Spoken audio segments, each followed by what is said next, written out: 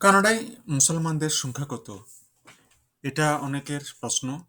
যারা কানাডায় সেটেল করতে চান, কানাডায় ইমিগ্রেন্ট হয়ে আসতে চান, তাদের মনে অনেকের প্রশ্ন এখানে মুসলমানরা কিভাবে থাকে বা তাদের সংখ্যা কেমন, এখানে ধর্মকর্ম করা যাবে কিনা, এগুলো নিয়ে অনেক প্রশ্ন থাকে।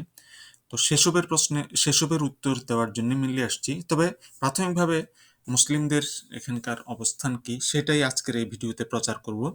পরবর্তীতে অন্যান্য বিষয় আপনাদের সামনে এখানে আমি তুলে ধরার চেষ্টা করব।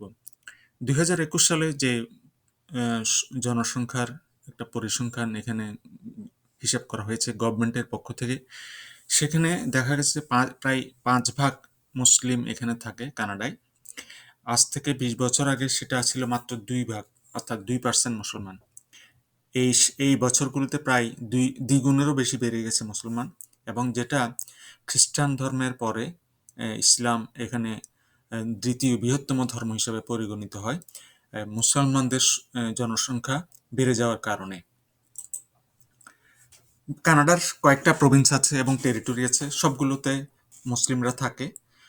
তবে কয়েকটা প্রভিন্সে মুসলমানদের সংখ্যা বেশি এবং এই সমস্ত প্রভিন্সগুলো অবশ্যই কানাডার বড় প্রভিন্স এবং এই সমস্ত প্রভিন্সে মানুষজন বেশি বসবাস করে।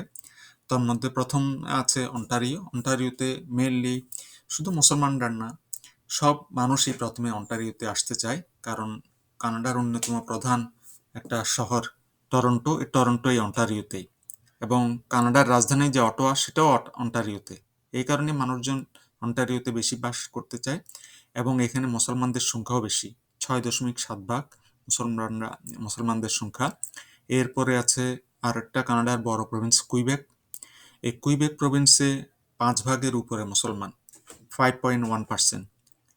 এরপর হচ্ছে আলবার্টা, এটাও একটা অনেক বড় প্রভিন্স উত্তরে, সেখানে প্রায় 5 ভাগের কাছাকাছি, 4.8 ভাগ মুসলমান। অন্যান্য প্রভিন্সে আগে যেমন বললাম মুসলমানরা আছে, তবে এত বেশি নাই আর কি।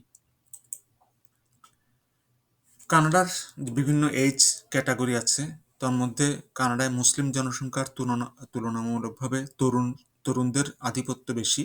এখানে তরুণদের, যাদের গড় বয়স 30 বছর, এই সংখ্যাটা এখানে বেশি মুসলিমদের মধ্যে। তবে কানাডার জনসংখ্যার গড় বয়স হচ্ছে 41 বছর। কত আগে থেকে মুসলমানরা কানাডায় থাকে, এটা অনেকের একটা প্রশ্ন থাকে। তো আপনাদের জন্য বলি, 1871 সাল থেকে মুসলমানরা এখানে বসবাস শুরু করে আসছে এবং ওই সময় থেকে ইমিগ্রেন্ট হয়ে অন্যান্য জনসংখ্যার মতো, অন্যান্য কমিউনিটির মতো মুসলিমরাও এখানে আসা শুরু করে এবং 1938 সালে প্রথম মসজিদ এখানে কানাডায় প্রতিষ্ঠিত হয়। যদিও এই কয়েক বছরে অনেকগুলো মসজিদ এখানে প্রতিষ্ঠিত হয়েছে।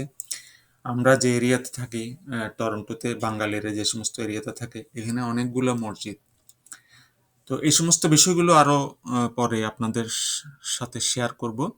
আপনাদের যদি কোনো প্রশ্ন থাকে এই ব্যাপারে নিচে লিখতে পারেন, তাহলে সে সমস্ত প্রশ্নের উত্তর সামনের ভিডিওতে দেওয়ার চেষ্টা করব।